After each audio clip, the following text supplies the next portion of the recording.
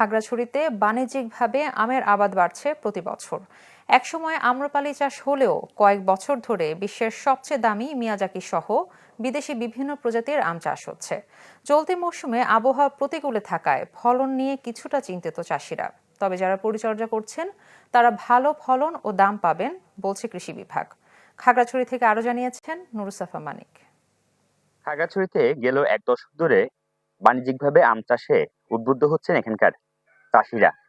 অশ্রেণীভুক্ত বিভিন্ন বাগান বাদ দিয়ে এখন বাণিজ্যিকভাবে ফল বাগানের দিকে যাচ্ছেন তারা, এবং যার অধিকাংশই হচ্ছে আম বাগান। যেহেতু আম বিক্রি কিংবা আম বাজারজাতকরণ খুব সহজ, সে কারণে কিন্তু এখানকার চাষিরা বিশেষ করে আম চাষে বেশি যাচ্ছেন। এবং আমরা একসময় দেখতাম এখানে আম চাষ বলতে শুধুমাত্র আম্রপালি এবং বাড়ি কয়েক প্রজাতির আম হলো, কিন্তু এখন বিশেষ করে বিদেশি প্রজাতির আম চাষে বেশি ঝুঁকছেন এখানকার যারা শৌখিন বাগানীরা রয়েছেন তারা। নগদ পেমেন্টে 500 টাকা পর্যন্ত ক্যাশব্যাক আর লেনদেনে প্রতিদিন ডিপ ফ্রিজ এবং ঘন্টায় ঘন্টায় এসি টিভি সহ দারুণ সব গিফট। এবং বিশেষ করে বিশ্বের সবচেয়ে নামি দামি যেসব আম মিয়াজাকি থেকে শুরু করে অন্যান্য আম রয়েছে সেগুলো কিন্তু চাষাবাদ হচ্ছে এখানে, এবং কিউজাই, বানানা, ম্যাঙ্গো সহ অনেক প্রজাতির আম হচ্ছে এখানে। এবং খাগড়াছড়ি কৃষি সম্প্রসারণ অধিদপ্তরের তথ্য মতে বলছে খাগড়াছড়িতে প্রায় 10 থেকে 15 প্রজাতির বিদেশি আম চাষ হচ্ছে। গেল বছর 4130 হেক্টর পাহাড়ি জমিতে আমের উৎপাদন হলো, কিন্তু আম চাষ হলো, কিন্তু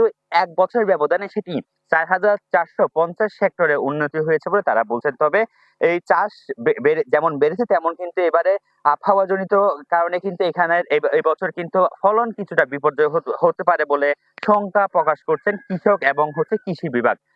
তারা বলছেন যেহেতু এবার যখন আমের মুকুল কিংবা আমের যখন ফুল এসেছিল গাছে, তখন কিন্তু একটি দাবদাহের একটি ব্যাপার ছিল, এবং এই দাবদাহের কারণে কিন্তু অনেক মুকুল ঝরে গিয়েছে। যেটা মুকুল আছে ওটা অর্ধেক জ্বলে গেছে, আবার বাকিগুলো যেটা আছে ওটা পুরোপুরি আছে। রূপালি আম মোটামুটি আছে গত বছর চাইতে, কিন্তু আমের ইয়াটা একটু বৃষ্টির কারণে একটু কালো কালো হয়ে যেতেছে।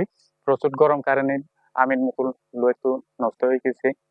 তাছাড়া ফলনের সাইজ ছোট হয়েছে এবারে। কৃষি সম্প্রসারণ বিভাগের যারা বৈজ্ঞানিক কর্মকর্তা রয়েছেন কিংবা যারা মাঠ পর্যায়ের কর্মকর্তা রয়েছেন তারা বলছেন যেহেতু আবহাওয়াজনিত কারণে এই এবারে ফলনের বিপর্যয়ের একটি তারা লক্ষ্যমাত্রার চেয়ে কম ফলন হবে বলে তারা বুঝতে পেরেছিলেন। সেখানে তারা কিন্তু কৃষকদেরকে নানা ধরনের আধুনিক কিংবা বিকল্প ভাবে কিভাবে ফলন বাড়ানো যায় সেই কারণে তারা তথ্য দিয়েছেন বলে আমাদেরকে জানিয়েছে।